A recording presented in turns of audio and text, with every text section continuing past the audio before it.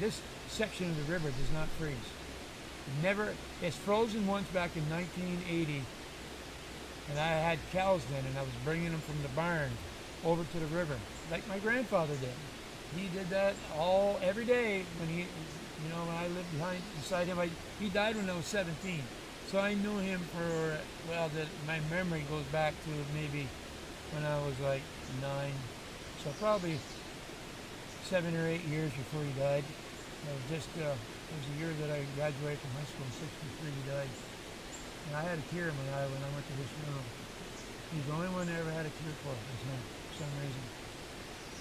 I held it back, I guess, for everybody else, but that man there and I were really close.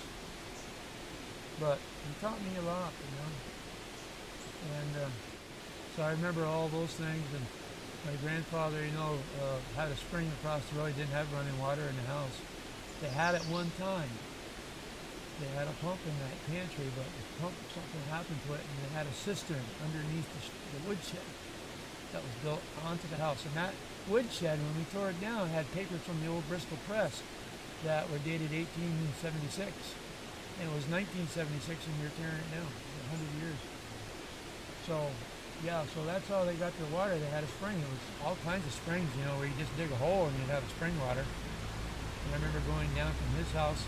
He had a little, the spring was on the side of the hill right next to the road, and the water would run out, and it would eventually get down into the river. But he would dip his pail down there, stainless steel pail, I remember that, and he'd bring up a pail of water for Grandma to use for washing or whatever, and then he'd go down and get another one. Or some of his boys there lived with them. They'd go down and get it for her, but they were kind of lazy. But Grandpa was just a hard worker. Worked hard all his life. But that's, Grandpa and I were a lot alike. He was a good man. Everybody that ever knew him told me that he was a great man. And he loved the river, and he loved being down here.